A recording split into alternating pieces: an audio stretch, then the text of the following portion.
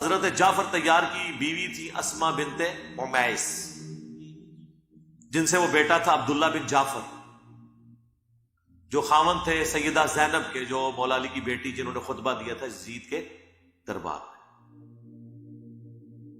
اب جب جعفر طیار فوت ہو گئے تو اس بیوہ کے ساتھ نکاح، اور وہ فوت کہاں ہوئے؟ غزوہ موتا میں شہید ہوئے، بخاری میں آتا ہے۔ تو شہید تو زندہ ہے اور ہے بھی آل البیت میں سے۔ ان کی بیوی نے نکاح کر لیا حضرت ابو بکر کے ساتھ، ان سے محمد بن ابی بکر پیدا ہوئے۔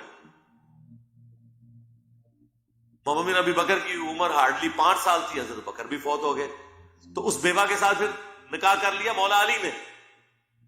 مولا علی نے محمد بن ابی بکر کی پرورش کی، اور عبداللہ بن جعفر، یہ 2 لاڈلے تھے بچے جن کی پرورش حضرت علی نے کی ہے۔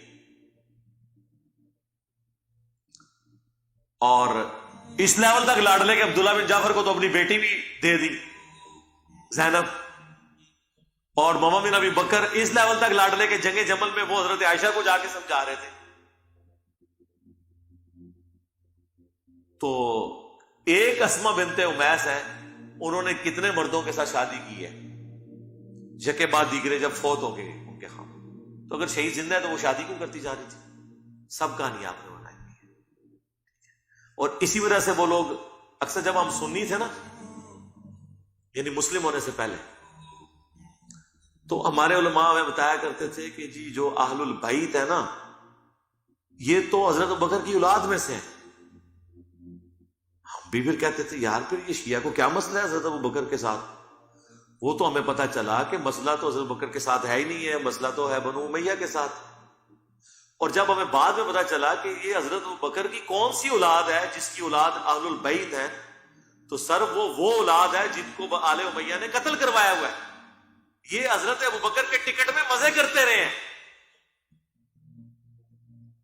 قاسم بن محمد بن ابی بکر، جس کی حدیثیں ہیں بخاری کے اندر، وہ محمد بن ابی بکر کے بیٹے ہیں۔ محمد بن ابی بکر حضرت ابو بکر کے بیٹے ہیں، لیکن پرورش کی ہے مولا علی نے، کیونکہ حضرت ابو بکر تو فوت ہو گئے تھے، یہ چھوٹے سے تھے، ان کی والدہ کے ساتھ حضرت علی نے نکاح کیا۔ اور جنگ جمل میں وہ اما عائشہ کو سمجھانے والوں میں تھے، بلکہ جب اما عائشہ کو واپس رخصت کرنے کی باری آئی تو مولا علی نے محمد بن ابی بکر کے ذریعے ان کو واپس بھیجا۔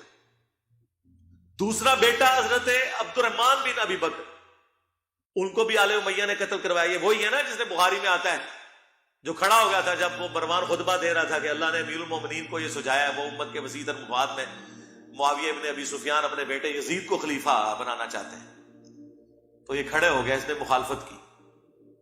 ان دونوں بیٹوں کی اولادیں ان کے بعد میں آپس میں شادیاں ہوئی، تو حضرت امام جعفر صادق پیدا ہوئے۔ امام جعفر صادق کی جو نانی ہے نا، وہ حضرت ابو بکر کے ایک بیٹے کی اولاد ہے، اور ان کے جو نانا ہے نا، وہ دوسرے بیٹے کی اولاد ہے۔ تو وہ کہا کرتے تھے مجھے ابو بکر نے 2 دفعہ جنم دیا، کیونکہ ابو بکر کے 2 بیٹوں کی اولاد میں سے۔ لیکن یہ نہیں بتاتے کہ ابو بکر کے وہ 2 بیٹے آل امیہ کے دشمن تھے، اور آل امیہ ابو بکر کے ان بیٹوں کے قاتلین ہیں۔ تو حضرت ابو بکر کی ٹکٹ پہ آپ مزہ کیوں کر رہے ہیں؟ وہ تو آل البیت کے چاہنے والے تھے۔ وہ تو پھر بعد میں پتا چلا کہ یار یہ ابو بکر کی اولاد، ابو بکر تو کیڑی اولاد جیڑی تسی بڑی ہے۔ ان کو مارا بھی، ان کو قتل بھی کیا، ٹھیک ہے، اور اس کے بعد پھر ان کے ٹکٹ میں آپ مزے لے رہے ہیں اپنے کھاتے میں ڈال کے۔ تو سر یہ تو ہم نے سٹوریاں ایکسپوز کر دی ہیں، انہوں نے آدھی آپ کو سٹوریاں بتائی ہوئی تھی، پوری جب بات پتا چلی تو بالکل ہی الٹ نکلی۔ بی بی ام فروا بنت قاسم ابن محمد ابن ابی بکر، اس خاطر ہے کہ جو عامت المسلمین ہیں ان کی جانب سے ریپیٹڈلی یہ کہا جاتا ہے کہ آپ کے جو امام ہیں ان کا جو جد مادری کے سے تعلق بنتا ہے وہ تو خلیفہ اول سے جا کے ملتا ہے، تو پھر آپ خلیفہ اول سے برات کا اظہار کیوں کرتے ہیں جبکہ آپ ہی کے امام کا جد مادری کی جانب سے جو سلسلہ ہے وہ تو خلیفہ اول سے جا کے ملتا ہے؟ اچھا غور کیجئے گا آپ اس اعتبار سے کہ ٹیکنیکلی یہ بات صحیح ہے کہ وہاں تک شجرہ ملتا ہے، ام فروا بنت قاسم ابن محمد ابن ابی بکر۔ لیکن کمال کی بات یہ ہے کہ خود محمد ابن ابی بکر، ان سے وہ شجرہ ملتا ہے جا کر، جو خلیفہ اول کے نسبی بیٹے ہیں، خود आम्मतुल मुस्लिमीन, ब्रादर सुन्नत, मोहम्मद इब्ने अबी बकर को ऑन करने को तैयार नहीं है। यानी क्या? यानी चंद नस्लों बाद जाकर ये दलील कायम करेंगे कि आपकी इमाम की वालदा, उनका शजरा खलीफा अव्वल से जाके मिलता है, लेकिन जो खुद जहां से, जिसके जरिए से मिलता है मोहम्मद इब्ने अबी बकर, उन्हें तो ऑन कीजिए फिर। इसलिए कि वो तो है ही खलीफा अव्वल के डायरेक्ट औलाद है ना, और बीबी अस्मा बिन्त उमैस के। लेकिन खलीफा अव्वल के फौत हो जाने के बाद अमीरुल मोमिनीन ने हजरत अस्मा बिन्त उमैस से इज़्दिवाज किया था, मोहम्मद इब्ने अबी बकर को अपने घर ले आए थे, और जो मोहम्मद इब्ने अबी बकर की परवरिश हुई है वो अली इब्ने अबी तालिब के घर में हुई। तो ये जो शजरत जाके मिलता है, बल्कि हिर्जुद्दीन ने अपनी किताब मराकिदुल मारिफ की दूसरी जिल्द में इस बात को लिखा है कि मोहम्मद इब्ने अबी बकर को मौला अली अलैहिस्सलाम को ही निस्बत हासिल है जो हजरत अबू ज़र गफारी को खत्मी मर्तबत से हासिल है।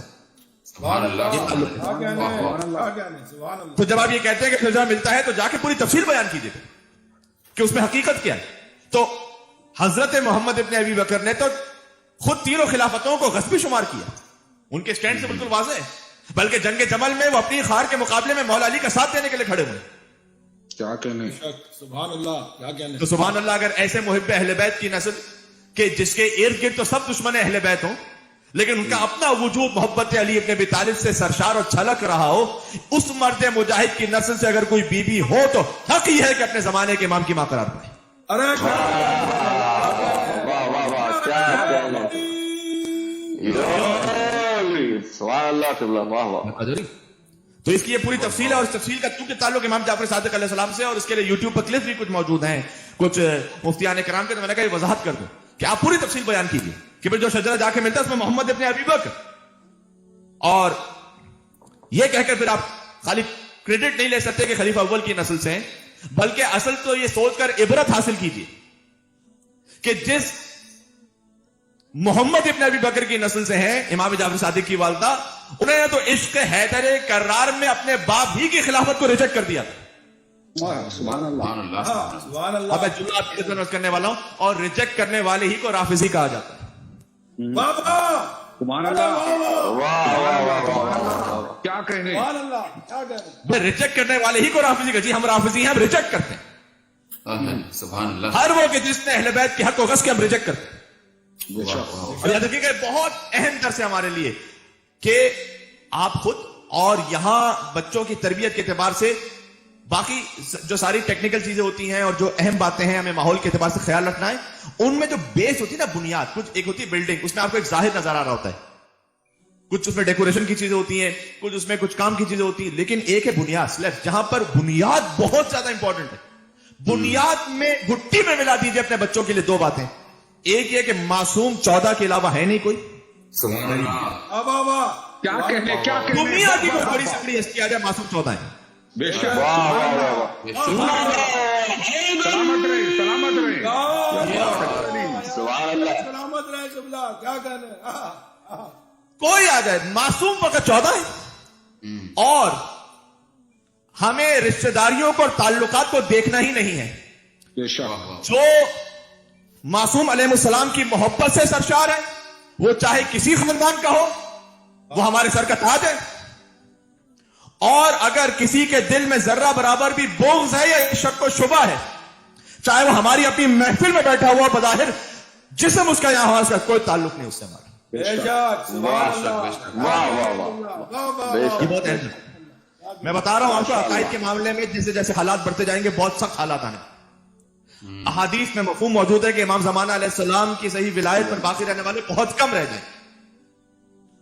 नहीं तो ये सब मौला अली की सोहबत का नतीजा था, जो मोहम्मद इब्ने अबी बकर उस मकाम पे पहुंचे। और उसमें जो सीखने की और बड़ी अहम बात, मेरी माए बहने जो सुनी, बहुत बड़ा किरदार मोहम्मद इब्ने अबी बकर की मां जनाब अस्मा बिन्त उमैस का, मां का किरदार।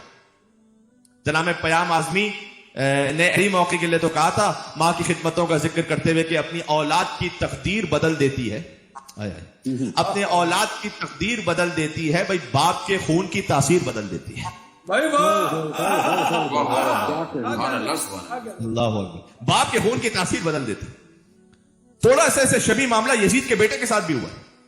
अगरचे कि कोई तकाबुल नहीं है यजीद के बेटे में और मोहम्मद इब्ने अबी बकर में, जमीन आसमान फर्क है, मैं तकाबुल नहीं कर रहा, लेकिन मैं समझाने के लिए अर्ज कर रहा हूं कि उसकी मां भी कम अज कम उसने इतना तो तरबियत दे दी थी कि सगे बेटे ही ने बाप को डिसोन कर दिया था। और ये शहादत इमाम हुसैन इस्लाम का इतना गहरा असर था कि बेटा ही बाप पर तबर्रा कर रहा था। अब फिर मैं जनाब पयाम आजमी साहब के चंद मिसरे आपको सुना दूं कि सदियों में जो उभरी थी वो तस्वीर बदल दी, नस्लों से जो बिगड़ी थी वो तकदीर, नस्ल बिगड़ी चली आ रही थी ना बनी उमैया की, लेकिन नस्लों से जो बिगड़ी थी वो तकदीर बदल दी। फर्जंद यजीद और खिलाफत से हो बेजार, तूने तो उमवी खून की तासीर बदल दी।